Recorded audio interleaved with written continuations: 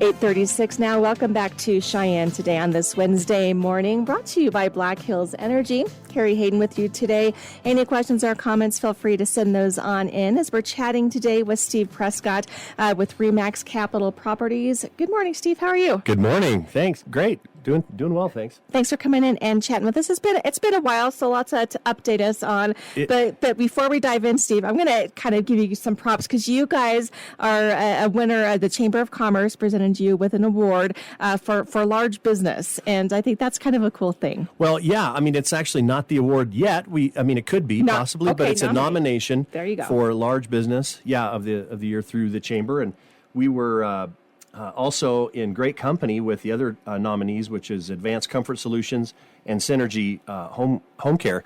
So, congrats Good. to all of those other folks. And they have a lot of other different categories that are nominated and businesses. So it's really exciting. And it's, we really have been a big fan of the Chamber of Commerce. And I think it's a great entity to be a member of. And if someone's not, they should really look into it because it's a strong voice for business community here in Cheyenne. Mm-hmm. And, until I got involved, and I'm on the board of directors right now, but until I was involved, I really had no clue how much, strength the chamber had and some influence with some direction of the way the business community operates. So it's been a wonderful thing to be a part of. But thank you for the kind words. Exciting. Well-deserved. Yeah, thank you. Well-deserved. All right. We're talking about the market today, market update, because last time you were on it was a few months ago. So talk to me a little bit about what you're seeing in the market right now, Steve. Yeah, well, and I saw Gunnar on the way out of here, and he was, my 8 minutes went to 5 minutes because he likes to talk. Yes. So anyway, just give him a little ribbing. But yeah, you have to. Yeah, so, the market, I would say we're definitely in our full swing of our spring and early summer market. Okay. So, things are moving pretty well. We've had some nice upticks in new constructions going under contract.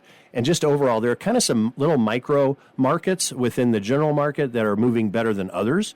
So our, I'd say about 4 weeks ago, even the $1 million range for rural properties was pretty strong. Mm-hmm. And I think what happens is you have a lot of these sellers that are waiting to put their property on the market, and they know they have a really nice property. And so it's, you're starting to get the green grass, it's starting to green up, things are looking good. They know that that's the most activity we have in our market. And I think those properties kind of hit the market, and those buyers that were looking in that range have kind of they're under contract, mm-hmm. whatever. So that has maybe, I don't know, it may dwindle down a little bit. It may strengthen. Who knows? It's a little unpredictable still. But, anything from 300 to typically, 450 is still a really strong market.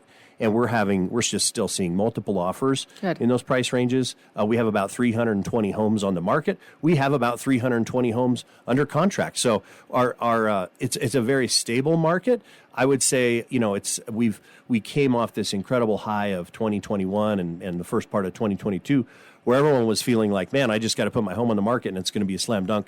And so we're seeing some days on market on some of the higher ranges of, 60 to 90 to 120 days. And then some are going under contract in a day. So it's still a little unpredictable, but overall I would categorize it as still a seller's market and stable. Okay. All right. And like you said, too, when things are blooming and your yard is nice and green, you just felt that's more attractive to buyers. So, I'm sure you're getting a lot of clients ready to kind of put their house up then. They are. Yeah. And historically, these last couple of weeks are kind of a little sluggish.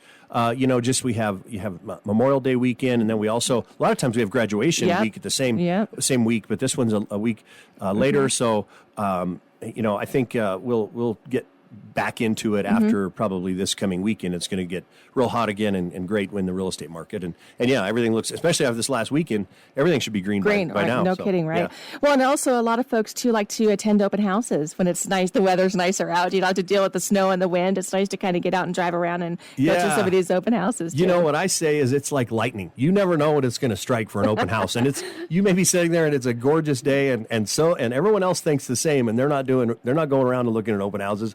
Or it's a gorgeous day and they're out looking at open houses. So it's really hard to predict that as well. Yeah. As far as you have to do a lot of work to try to get some good heads-up communication into the community about this home's going to be open and try to get some pre-roll marketing on that. But, it's just that's kind of hit and miss too. But I'm just ready for some warmer weather, really. Yes, I think we all are. Yeah, for sure. Speaking of Gunnar, he's talking about his golf game. He hasn't been able to work on his golf game because the weather's been so crappy. So, yes, he wants warm weather, too.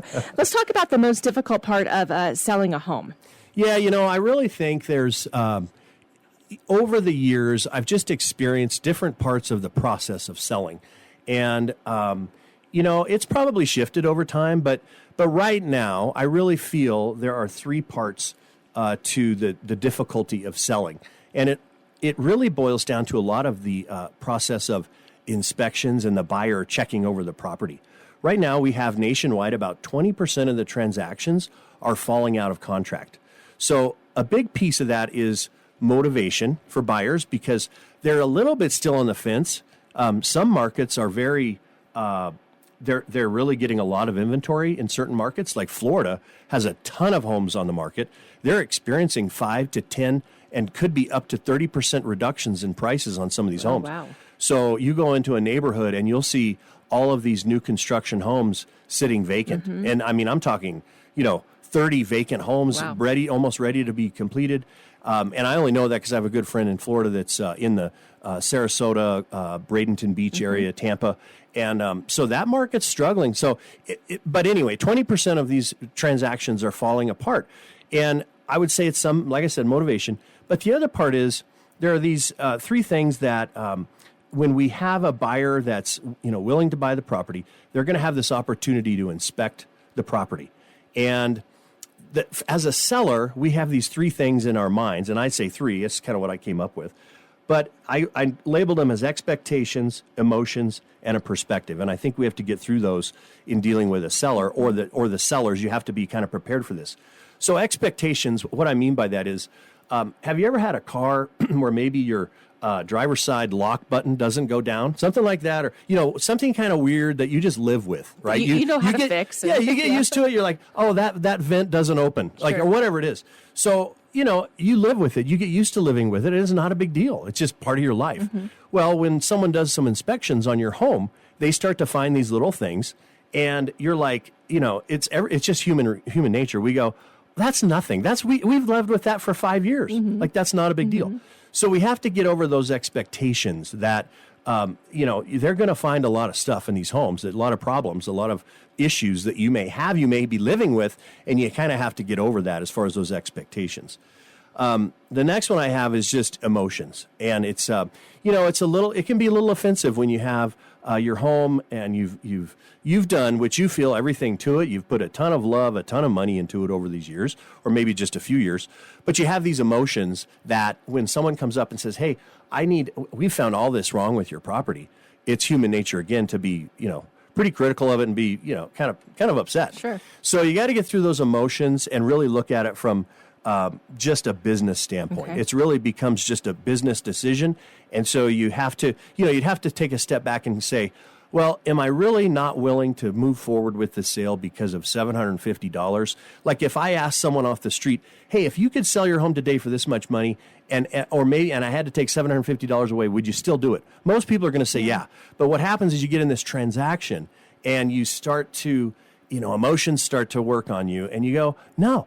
It's the principle of it, right? I'm not bending. I'm not doing it. They can buy this. They want to buy it. They're going to have to pay. Right. I'm only just giving you this example because it's just one of the challenges we have in selling, and it's one of the hardest things. The last one I have is just perspective. And what I mean by that is, for example, I have some buyers right now. They're moving from California to Cheyenne. They've actually done it all through video. We've done FaceTime videos. I've really been their eyes and ears of the property. And so this buyer doesn't even really know what the property condition is. They really haven't even seen it in person. And those are difficult anyway. But, so if we come up with some problems from inspections, the perspective I think you have to step back is if I was in the buyer's situation and moving to this area when I haven't even maybe seen it, or I'm really just taking these inspectors' words for it, what they're finding, I think a lot of us would say, well, it shows that on this inspection, this is wrong or this is wrong, and it's concerning to me, So we have to take that a step back and say, well, if I were the buyer, would I have the same feeling? And I think that may help some folks get through that. So this is a great platform for me to be able to say it to everyone because, in the heat of things, in the heat of battle while we're doing this negotiation, it's you don't want to hear that from me. Right. It's like, don't talk to me about that because I'm going through this and I'm mad. So anyway, I just, I thought that, that's one of the biggest challenges right now is going through that due diligence period when a buyer has an opportunity to inspect.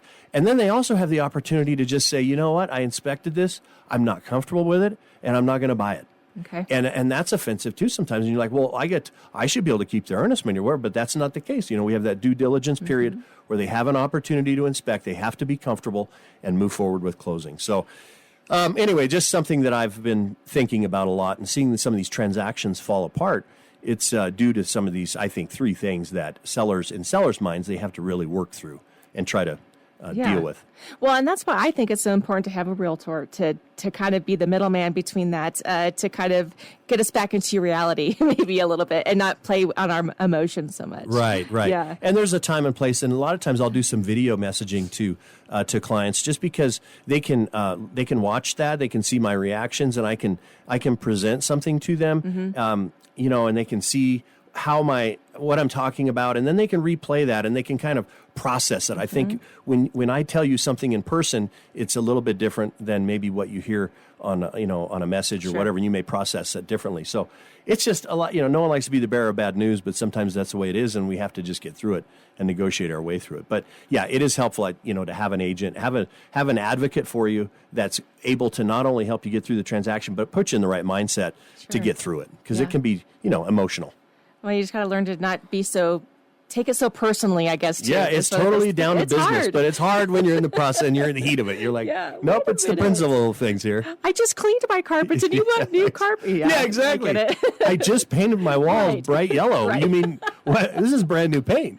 Right, exactly. Perfect. All right, well, Steve, if folks maybe want to get a hold of you, talk to one of your staff there for more information over there at REMAX, just give us that phone number one more time. Yeah, reach out to REMAX Capitol Properties at 307-635-0303. We have great, fantastic agents, most trusted in the business, and it's really worth reaching out to us. We can walk you through those steps and processes. Yeah. Perfect. All right. Well, Steve Prescott, thank you so much, as always, for coming in and chatting with us. We'll do it again here in the next month or so, Great. right? Okay. All right. Stay with us. More Shine today, and your weather forecast is up next.